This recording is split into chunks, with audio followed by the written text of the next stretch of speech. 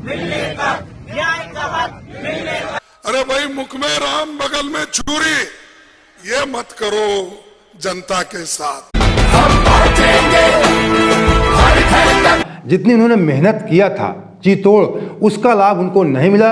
उसका केवल एक ही कारण है कि पार्टी के अंदर वो अपने नेताओं को न्याय नहीं दिला पाते।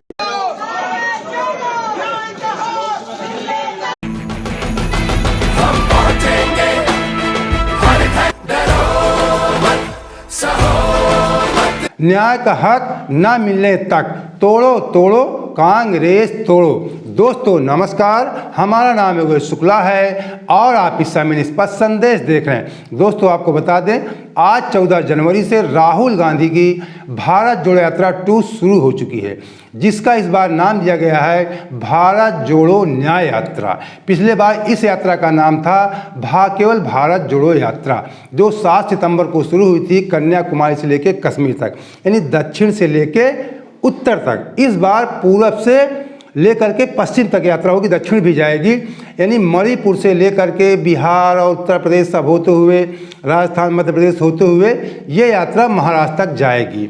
आप लोग सोच रहे होंगे कि जो हमने शुरू में वीडियो लगाया उसमें सभी कांग्रेसी कहते हैं कि न्याय का हक मिलने तक जोड़ो जोड़ो भारत जोड़ो। एक प्लेन का वीडियो था और राहुल गांधी के वहां पहुंचने का भी वीडियो था, जिसमें सभी लोग ये नारा लगा रहे हैं कि न्याय का हक मिलने तक जोड़ो जोड़ो भारत जोड़ो। मतलब जब तक न्याय का हक नहीं मिल जाता हमें भारत को जोड़ना है। अब मैंने कहा कि न्याय का हक ना मिलने तक तोड़ो तोड़ो कांग्रेस तोड़ो। तो ये जो नेता हैं जो ये नारा लगा रहे हैं कि न्याय का हक मिलने तक भारत जोड़ो, यही नेता अपने पार्टी के अंदर जब चुनाव होता है, लोकसभा चुनाव होता है या विधानसभा चुनाव होता है, और जब इनको न्याय नहीं मिलता है, जो इनकी उम्मीदें होती हैं, जब इनको न्याय नहीं मिलता तो ये लोग यही काम करते हैं कि तोड़ो तोड़ो कांग्रेस तोड़ो। न्याय का हक ना मिलने तक, जब तक इनको न्याय ना मिल जाए। अभी आपने 5 राज्यों के चुनाव में भी देखा, पिछले चुनाव में भी देखा था, यही नेता यही कार्य करते हैं। और राहुल गांधी अपने पार्टी के अंदर के नेताओं को न्याय नहीं दिला पा रहे, तो भारत देश की जनता को न्याय क्या दिला पाएंगे, जो भारत जोड़ो यात्रा के माध्यम से इस बार वो कहने जा रहे हैं। पिछले बार उनका था कि भारत को जोड़ना है, नफरत फैला दी गई है देश में, तो हमको सभी जाति धर्म के लोगों को एक करना है, वो उनका उद्देश्य था। इस बार के न्याय का हक न मिलने तक न्याय दिलाना है। तो जब आप अपने पार्टी के अंदर ही न्याय नहीं दिला पा रहे हैं तो भारत के लोगों को न्याय कैसा दिलाएंगे। राहुल गांधी एक ईमानदार, कर्मठ और जुझारू नेता हैं, इससे इनकार नहीं किया जा सकता। आज उनकी भारत जोड़ो न्याय यात्रा जो मणिपुर से शुरू हुई उसका आगाज अच्छा हुआ। कुछ उसके वीडियो प्राप्त हुए, उनको आप पहले देख लीजिए।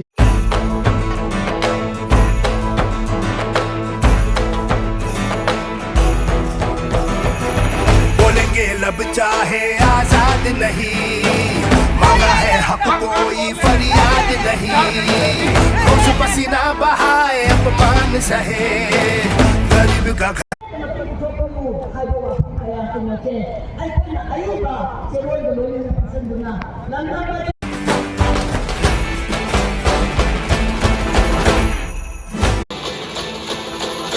न्याय का हक मिलने तक, न्याय का हक मिलने तक, न्याय का हक मिलने तक, न्याय का हक मिलने तक, न्याय का हक मिलने तक। नजरबा प्रेसिडेंट मणिपुर की लेमाईदा श्री राहुल जी दा सिगुलबा इंडियन नेशनल फ्लैग की फिराक से सिनेदना रैली की खोंचदा तो हौदौरगनी। मणिपुर इमाना, मणिपुर इमाना, कांग्रेस पार्टी, राहुल 29 जून को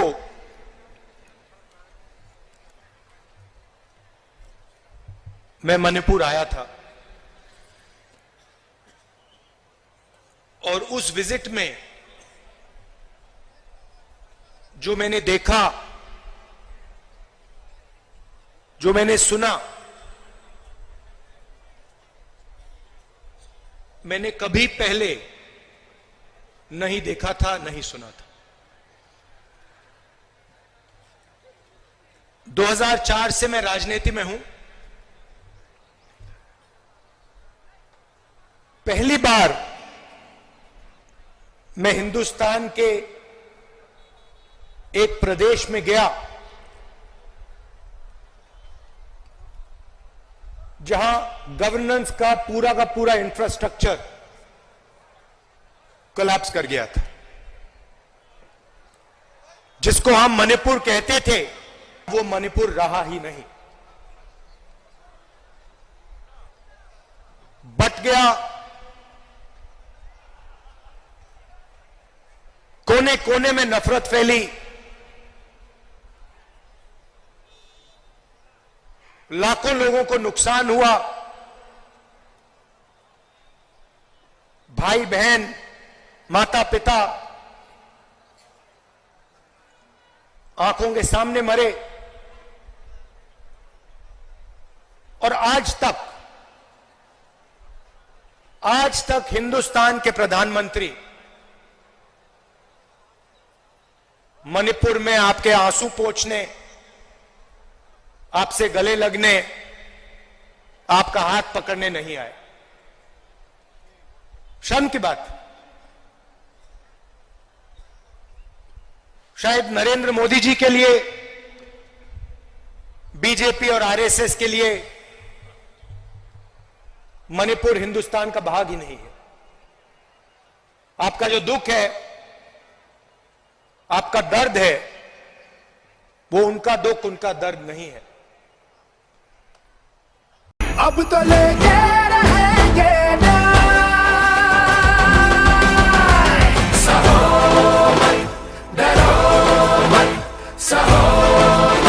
राहुल गांधी पार्टी के अंदर न्याय नहीं कर पाते, इसीलिए पार्टी को भारी नुकसान हो जाता है। जैसे 5 राज्यों के चुनाव में हुआ, पूरे देश की निगाहें लगी थी, पूरा देश उम्मीद कर रहा था कि राजस्थान, मध्य प्रदेश, छत्तीसगढ़ कांग्रेस जरूर जीतेगी, लेकिन कांग्रेस जीते जीते हार गई।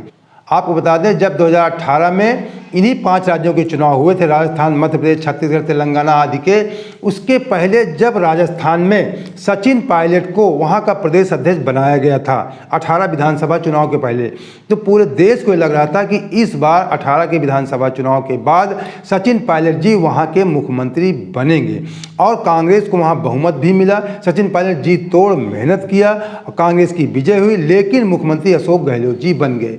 यही हाल मध्य प्रदेश में हुआ। पूरे देश की निगाहें लगी थी। 3 बार चुनाव हारने के बाद कांग्रेस, 15 साल के बीजेपी के शासन के बाद वहां कांग्रेस पार्टी मध्य प्रदेश में जीती। सभी को लग रहा था कि ज्योतिरादित्य सिंधिया को इस बार मुख्यमंत्री राहुल गांधी बनाएंगे, लेकिन वहां कमलनाथ जी को बना दिया गया। यही हाल छत्तीसगढ़ में था।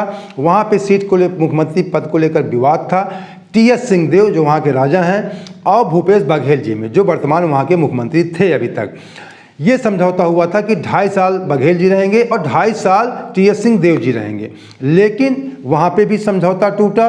पूरे 5 साल भूपेश सिंह बघेल जी मुख्यमंत्री बने रहे, और इसका खामियाजा मैंने शुरू में कहा कि न्याय का हक न मिलने तक तोड़ो तोड़ो कांग्रेस तोड़ो। तो तुरंत उसी 18 के 15 महीने बाद आपने देखा था कि मध्य प्रदेश कांग्रेस टूट गई थी। ज्योतिरादित्य सिंधिया कुछ नेताओं के लिए बीजेपी में चले गए थे, और इस बार जो नेता नहीं गए, अभी राजस्थान के सबको बारे में आपको पता है, अशोक गहलोत, सचिन पायलट, क्या जो वहाँ पे चल रहा था मामला, तो या टी.एस. सिंहदेव का, भूपेश बघेल का क्या मामला छत्तीसगढ़ में, तो जो लोग नहीं गए उन्होंने उस अपने अंदर से जो उनको मेहनत करनी चाहिए थी, टी.एस. सिंहदेव हों या सचिन पायलट जी हों, उस स्तर से उन लोगों ने मेहनत जी तोड़ नहीं किया। कहीं ना कहीं उनको अंदर लग रहा होगा इस बात को कि कांग्रेस हार जाए तो जो उनके प्रतिद्वंदी हैं, जैसे वहाँ अशोक गहलोत जी थे और यहाँ पे भूपेश बघेल जी थे, या सिंधिया जी जो हट गए थे, या कुछ अन्य नेता हैं, वो भी सोचते थे कमलनाथ जी हार जाएं, जिससे पार्टी में उनको न्याय मिल सके। तो न्याय का हक न मिलने तक तोड़ो तोड़ो कांग्रेस, मैंने कहा। इसी प्रकार तमाम राष्ट्रीय स्तर पर तमाम नेता हैं जिनको राहुल गांधी न्याय नहीं दिला पाते हैं, और उसका नुकसान पार्टी को भुगतना पड़ता है। राहुल गांधी कितनी भी मेहनत कर लें, अगर अपने पार्टी के अंदर अपने नेताओं को ही न्याय नहीं दिला पाएंगे तो पार्टी का यही हश्र, यही हाल होता रहेगा।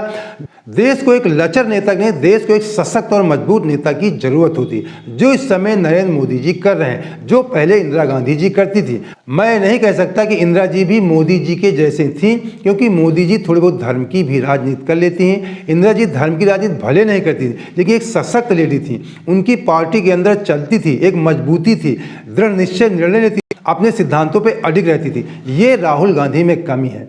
अभी आपने देखा कि मोदी जी ने जो उनके मुख्यमंत्री बने राजस्थान, मध्य, छत्तीसगढ़ में, सभी पुराने मुख्यमंत्री को बदल करके नए चेहरों को ला दिया गया। देश के अधिकांश लोग चाहते थे कि कांग्रेस पार्टी राजस्थान में नेतृत्व परिवर्तन कर दे, मध्य प्रदेश में नेतृत्व परिवर्तन कर दे और छत्तीसगढ़ में भी नेतृत्व परिवर्तन कर दे। अगर नेतृत्व परिवर्तन राहुल गांधी किए होते, अपने पार्टी के अंदर को न्याय दिलाए होते, तो इन तीनों राज्यों में कांग्रेस की सरकार होती। जैसे राहुल गांधी की कहते हैं तेलंगाना में थोड़ी बहुत चली और वहाँ पे सरकार बन गई। ऐसा कहा जाता है कि वहाँ भी कुछ सीनियर नेता नाराज थे राहुल गांधी की इस फैसले की रेवंत रेड्डी को पहली बार क्यों मुख्यमंत्री बनाया जा रहा है, लेकिन राहुल गांधी की वहाँ चल गई और वहाँ पे कांग्रेस पार्टी जीत गई। तो अगर राहुल गांधी अपने पार्टी के अंदर न्याय नहीं कर पाते हैं तो कल की इनकी सरकार केंद्र में बनती है और जो देशवासियों से वादा करेंगे न्याय दिलाने के लिए और यही सीनियर नेता फिर राहुल गांधी की अड़चनें पैदा कर सकते हैं। तो राहुल गांधी को देश को दिखाना होगा कि मोदी से वो कमज़ोर नहीं है। जैसे मोदी सिद्धांतवादी हैं, अपने सिद्धांतों पर अडिग रहते हैं। अगर हिंदुत्व की बात करते हैं तो करते हैं, आप अपने सिद्धांतों से भटक जाते हैं। कभी आप जनगणना की बात करते हैं, कभी आप अडानी की बात करते हैं, कभी आप धर्म को लेकर भागते हैं, कभी मंदिरों में दर्शन करने जाते हैं, कभी जनेऊ दिखाते हैं। तो आपको एक सिद्धांत पकड़कर चलना होगा, अपने पार्टी के अंदर नेताओं को न्याय दिलाना होगा, जिससे देश में एक छवि जाए आपकी निखर करके कि राहुल गांधी एक सशक्त नेता है, मजबूत नेता है, पार्टी के अंदर भी न्याय करते हैं और देश की जनता को भी न्याय दिला पाएंगे। और जो आप एक सिद्धांत लेकर चलना चाहते हैं, या जैसे आप पिछड़ों की बात करते हैं, पिछड़ों की बात पे अडिग रहें, या जब कभी आप जनेऊ दिखाते हैं, ब्राह्मणवाद की बात करते हैं तो उस पर अडिग रहें, लेकिन आप किसी भी सिद्धांत पे अडिग नहीं रहे। कभी आप मंदिरों में जाने लगते हैं, अभी 17 के चुनाव में गुजरात में आप मंदिर भाग रहे थे। तो आपको सिद्धांतवादी बनना पड़ेगा और सशक्त बनना पड़ेगा, तभी देश के युवाओं को आपके ऊपर विश्वास होगा, क्योंकि युवा ने आपके ऊपर विश्वास काफ़ी किया था। आपको प्रधानमंत्री तक बनाने का मौका दिया था सन 2009 में, लेकिन आप प्रधानमंत्री नहीं बने थे। युवाओं का विश्वास आपने खो दिया है। अब युवाओं का विश्वास पाने के लिए आपको सशक्त बनना पड़ेगा, मोदी जी के जैसा। अगर आप सशक्त और सिद्धांतवादी नहीं बनते हैं तो भारत की राजनीति में सफल होना आपके लिए मुश्किल है, क्योंकि भारत के लोग एक लचर नहीं सशक्त नेता चाहते हैं। और मोदी जी ने अभी 5 राज्यों के चुनाव के बाद ये साबित कर दिया कि पार्टी में उनसे ज़्यादा कोई मजबूत नहीं है। इसीलिए कहा जाता है कि मोदी की गारंटी, कि मोदी जी जो कह देंगे वो पार्टी के अंदर पत्थर की लकीर हो जाती है। इसलिए मोदी गारंटी शब्द चल रहा है। भारत के लोग लचर ने एक सशक्त नेता चाहते हैं, इंदिरा जी और मोदी जी के जैसा। इसीलिए 2014 में आपकी सरकार चली गई थी। पूरा देश कह रहा था कि मनमोहन सिंह जी जो प्रधानमंत्री वो काफ़ी सीधे हैं, लचर हैं, दहाड़ कर बोल नहीं पाते हैं, यही देश की मांग थी। और उस मांग को मोदी जी ने देशवासियों के सामने पूरा कर दिया। आप दहाड़ते बोलते तो अच्छा है, लेकिन आप सशक्त नहीं है, न्याय अपनी पार्टी के अंदर नेताओं को नहीं दिला पाते। और जिस प्रकार अभी मोदी जी ने 3 राज्यों में मुख्यमंत्री बनाकर दिखा दिया कि पार्टी के अंदर केवल उन्हीं की चलती है, ऐसा आपको भी करना पड़ेगा। तभी देशवासियों को विश्वास आपके ऊपर जागेगा और आप एक सशक्त नेता बन सकते हैं। दोस्तों, अगर आपको हमारा वीडियो पसंद आया है और अगर इसी प्रकार निष्पक्ष खबरों के लिए आप हमारे साथ जुड़े रहना चाहते हैं तो हमारे चैनल को सब्सक्राइब कर लीजिए और हमारा आर्थिक सपोर्ट करने के लिए हमारे चैनल को ज्वाइन भी कर लीजिए। जय हिंद, जय भारत।